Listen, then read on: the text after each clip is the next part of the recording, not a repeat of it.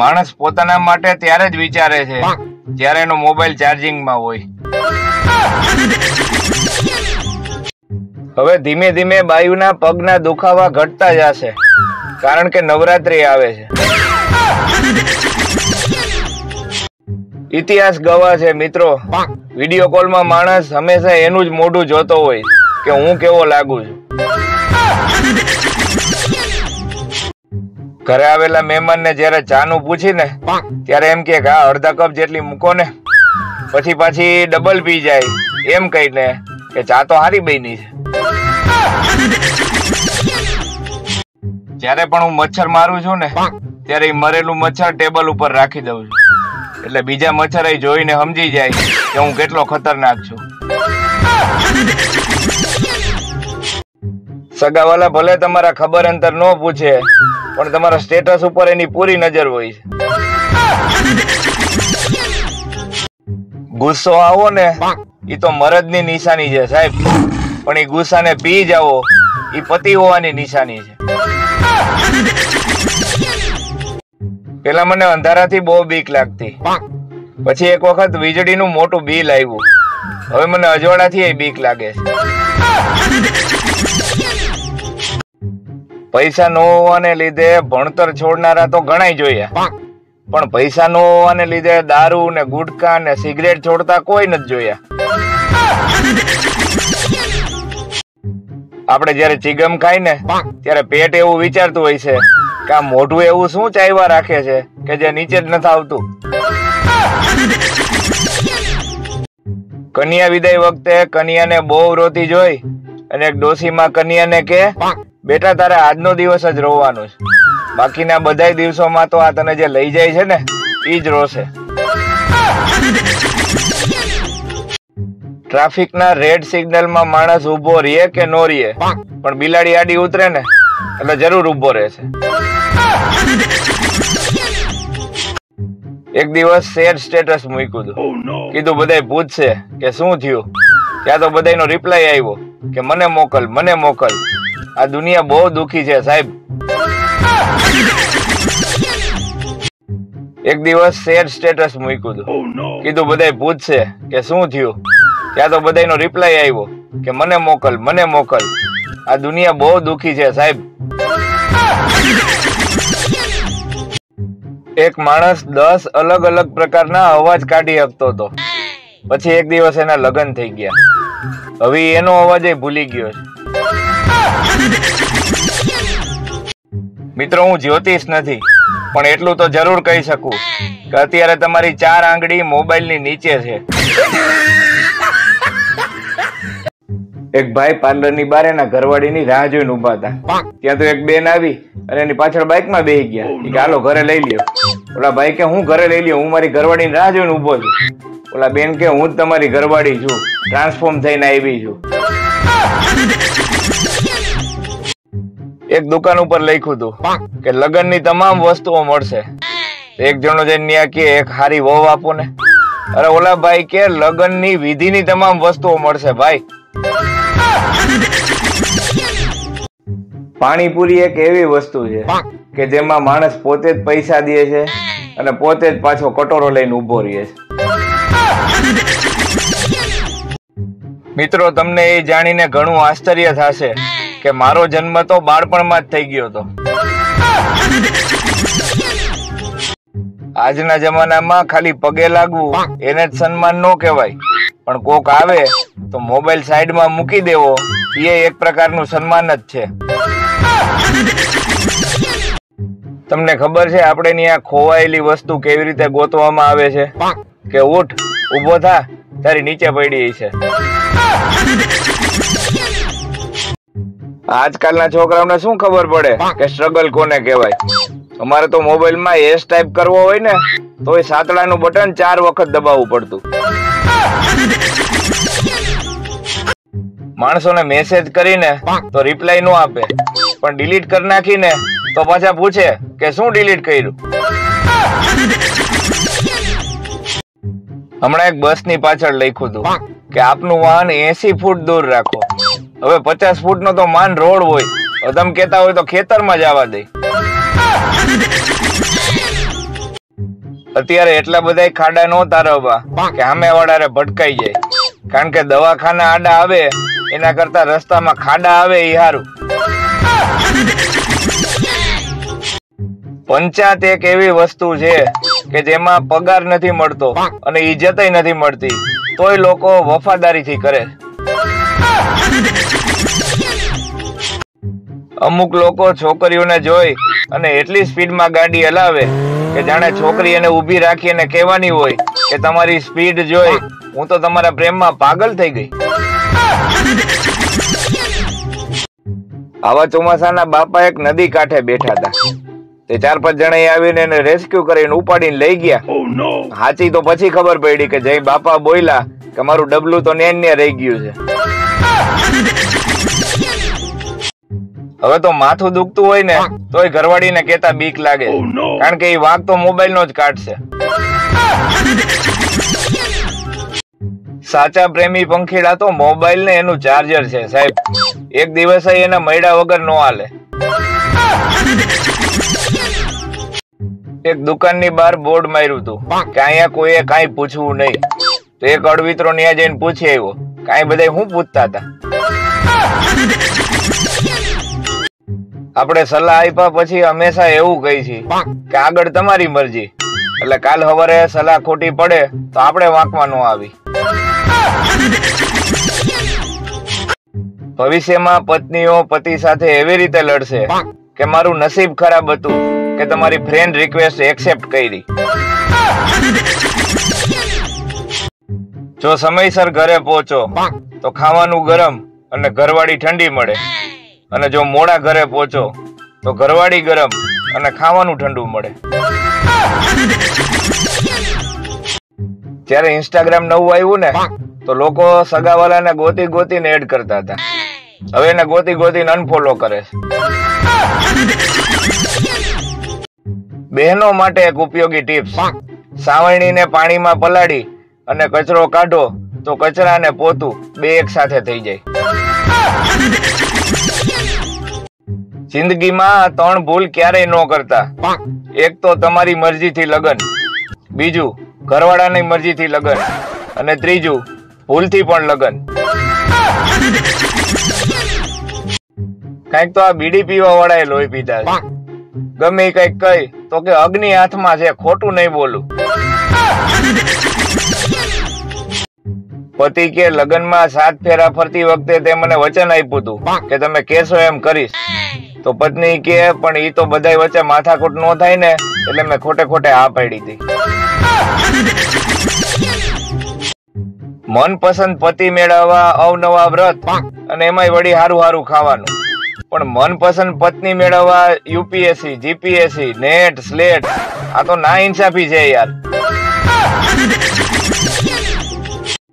એક મકાન માલિકે જેવી રક્ષાબંધન ગઈ કે એના ભાડુઆતને એમ કહીને કાઢી નાખ્યો કે આખું વરસ તારી બેનું આવી પણ રક્ષાબંધન ના દિવસે જ ન આવી. જીવનમાં સુખ તો તમને કદાચ પુણ્યથી મળી જાય, પણ શાંતિ તો એટલી જ મળશે જેટલી તમારી ઘરવાળીની ઈચ્છા છે. જિંદગીમાં આ 2 વાત હંમેશા યાદ રાખજો મિત્રો, કે પવન આવશે તો પાંદડા હલશે, અને જો પવન નહીં હોય તો પાંદડા નહીં હલે. બસ હવે થેન્ક યુ નો કહેતા. અમુક લોકો ખોટું લાગે એવી વાત કરે, પાછા કે ખોટું નો લગાડતા. ના ના, ખોટું નહીં, તમને તો જંપલે જંપલે મારવા છે. પ્રેમની કોઈ ભાષા ન હોય સાહેબ. શહેરમાં એને અફેર કહેવાય અને ગામડામાં લફરું. પાડો હજી ક્યાંક શાંતિ લે, પણ જે ઉપાડો લે ને એ શાંતિ લે નહીં અને કોઈને લેવાય ન દે. તો કહેવાનું એ હતું મિત્રો કે દુખતી નસ પકડનારા બધાય વૈદ નથી હોતા. ક્યારેક કોક મહિલાને શાકભાજી લેતા નિરાતે જોજો. હાથમાં કારેલું ઉપાડશે, ભાવ ભીંડાનો પૂછશે અને લેશે બટેટા. હમણાં એક જુગારી મિત્ર ના પિતાશ્રી નું બેસણું હતું. ત્યાં જઈને મેં પૂછ્યું, મેં કીધું શું હતું બાપુજી ને? તો કે લાલની રાણી, કાળીનો રાજા અને ચોકડીનો દસો. તોય બાપુજી જીદી તો હતા જ. એ છેક સુધી શો ન કરાવ્યું અને છેલ્લે પોતે જ પેક થઈ ગયા. આ મહિલાઓ એમ કહે કે 5 મિનિટમાં તૈયાર થઈ જાઉં છું અને પુરુષો એમ કહે કે 5 જ મિનિટમાં પહોંચો. એ એક જ વસ્તુ છે. આ મહિલાઓ એમ કહે કે 5 મિનિટમાં તૈયાર થઈ જાઉં છું અને પુરુષો એમ કહે કે 5 જ મિનિટમાં પહોંચો. એ એક જ વસ્તુ છે. ના ઉમ્ર કી સીમા હો, ના જન્મો કા હો બંધન. આમાં કવિ કહેવા માંગે છે કે ગમે એ હાલશે. આપણા ગુજરાતીઓ પાસે બધાય પ્રોબ્લેમના સોલ્યુશન હોય સાહેબ.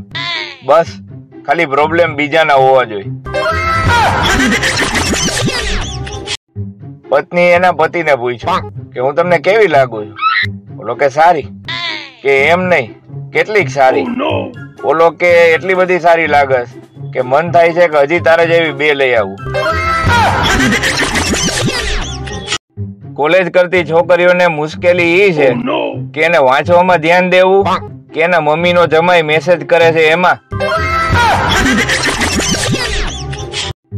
પાડોશીને કામ આવે એ તો સારી વાત છે, પણ ડખો તો ત્યાં થાય જે પાડોશી પાડોશણને કામ આવવા માંડે. રોટલીને જો તોડીને જ ખાવાની છે તો આ બધા એને ગોળ બનાવવા પાછળ હું કામ પડી ગયા છે? શંકાએ તો ત્યારે હદ કરી કે જ્યારે પતિના શર્ટ ઉપરથી વાળ ન મળતા પત્ની બોલી કે કોણ હતી ઈ ટકલી? શું મિત્રો તમને ખબર છે કે આખી દુનિયામાં કુલ કેટલા દેશ છે? તો એના માટે કહેવાનું કે આખી દુનિયામાં ખાલી એક જ દેશ છે, ભારત. બાકી બધાય તો વિદેશ છે.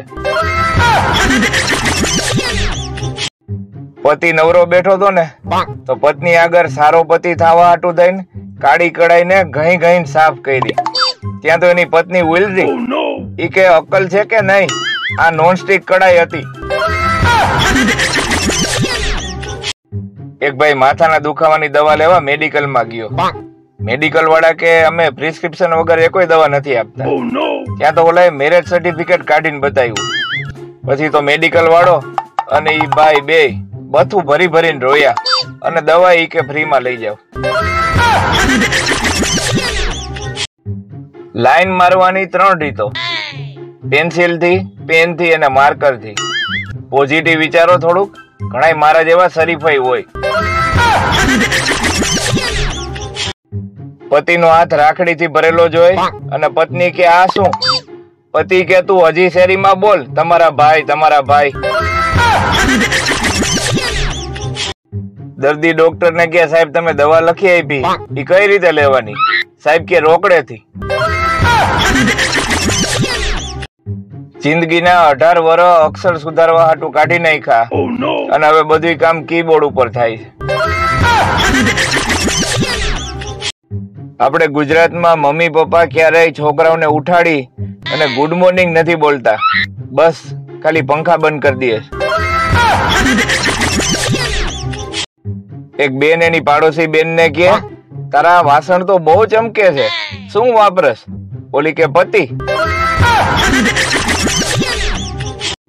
આ આનંદભાઈ હનીમૂન કરવા ઉપડી ગયા લ્યો. અને આપણે અહીંયા લગ્ન પછી 2 મહિના સુધી તો મંડપ વાળા વાંહે પડ્યા હોય કે હજી 6 ગ્લાસ ને 2 ચમચી ઘટે. પુરુષો માટે ઘેર બેઠા પુષ્કળ પૈસા કમાવાની તક. પત્નીના કપડાનું કબાટ ગોઠવો અને મેળવો અનલિમિટેડ પૈસા. સારી પત્ની એને કહેવાય જે પતિને ઘરકામમાં મદદ કરાવે.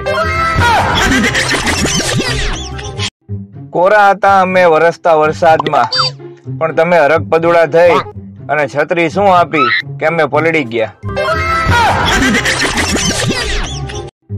અણવરે ગોરબાપાને પૂછ્યું કે કન્યાને ડાબી કોર બેહવાનું કે જમણી કોર?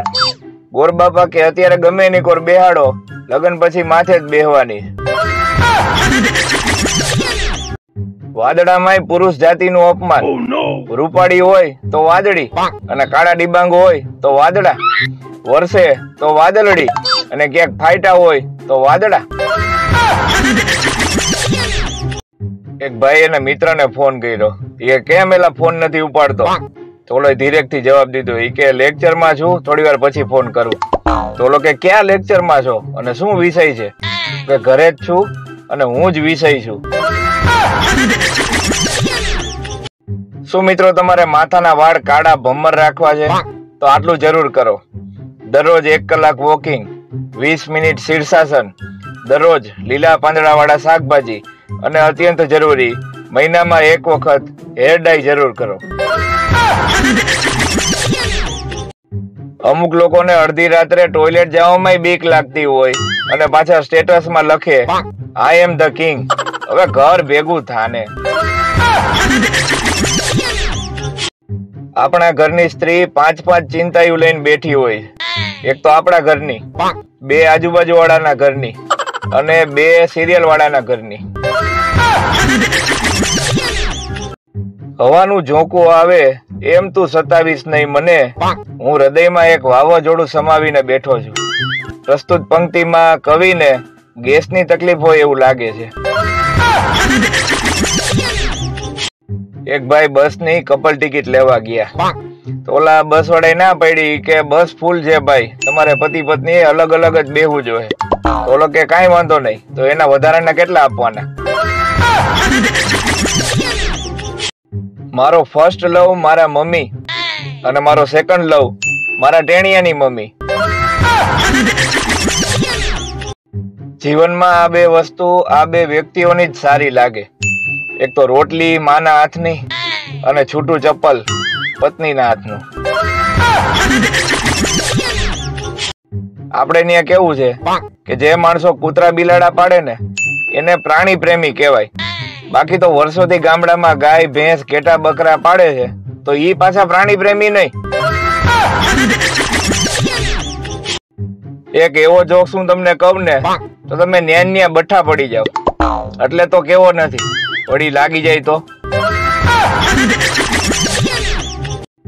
દુઃખ તો એવા લોકો માટે થાય છે કે જેના ઘરમાં 2 રસોઈ શો જોવાય છે તોય સાંજે ખીચડી જ થાય છે. પતિ એની પત્નીને કે આ વર્ષમાં 4થી વખત તે અરીસો તોડ્યો. ઓલી કે એમાં વાંક તમારો હતો. ઓલો કે વાંક એમાં મારો કેવી રીતે? વેલણના ઘા તો તું કરસ. ઓલી કે પણ તમારે આઘા ખસી નો જવાય ને. એ લોકોની પસંદ જ ઊંચી છે જેને હું પસંદ છું. પતિ એની પત્નીને કે આજકાલ તું મને સિગરેટ અને દારૂ પીવાથી કેમ નથી રોકતી? ફરિયાદ કરીને થાકી ગઈ. ઓલી કે ના ના, પરમ દિવસે જ LIC વાળો આવ્યો હતો અને બધાય ફાયદા બતાવીને ગયો છે. આજકાલ તાત્કાલિક લોનના એટલા બધા ફોન આવે છે કે હવે તો મને બીક લાગે ક્યાંક મારા ઘરની બહાર પૈસા ન મૂકી જાય. ઘણાના સ્ટેટસ એવા હોય ને કે આપણને જોઈને લાગે કે 3જું વિશ્વયુદ્ધ તો આજ કરાવશે. માણસ તો ખરેખરો ત્યારે હલવાય છે કે જ્યારે એને પોતાના જ પૈસા પાછા માંગતા શરમ આવે. અમુક સ્ત્રીઓ ચા નથી પીતી કેમ કે એ માને છે કે ચા પીવાથી કાળી પડી જાય. એટલે એવું હોય તો આખો દી પતિનું લોહી પીવો છો તો કેદુની લાલ નો થઈ ગયું હોત. સાહેબ એટલું બધું મગજ નો દોડાવવું કે દોડતા દોડતા એ એટલું દૂર વયું જાય કે પછી પાછું જ ન આવે. શું મિત્રો તમે ખરતા વાળની સમસ્યાથી પીડાવ છો અને ઘણા બધા ઓઇલ વાપરી લીધા છે છતાં પણ ફેર નથી પડતો? તો એકવાર એન્જિન ઓઇલ વાપરીને જોવો. આજે જો કોઈ મિલ ગયા વાળો જાદુ ધરતી ઉપર હોત ને અને આટલા તડકામાં બહાર નીકળત તો એને ઝાડા થઈ ગયા હોત. અત્યારના છોકરાઓ ભણીને કંટાળે ને એટલે ફેસબુક, વોટ્સઅપ, ઇન્સ્ટાગ્રામ ને યુટ્યુબ વાપરે. અને આપણે નાના હતા ને સાહેબ ત્યારે ચોપડી ઉપર જે પૂઠા ચડાવેલા હોય ને એમાં છોકરીઓના ફોટામાં મૂછું દોરી અને ટાઈમ પાસ કરતા. ના દીકરી ધ્યાન રાખશે ના દીકરો ધ્યાન રાખશે, પત્ની જોડે સંપીને રહો, ઘડપણમાં એ જ ધ્યાન રાખશે, મારી પત્ની મારી શાન. આ એને જ રીલ બનાવડાવી છે બાજી બાજી. આ 46 ડિગ્રી તાપમાન પૂછે છે કે ભાઈ ગાંઠિયા ગરમ તો છે ને? આપણા ગુજરાતી એટલે ગુજરાતીઓ.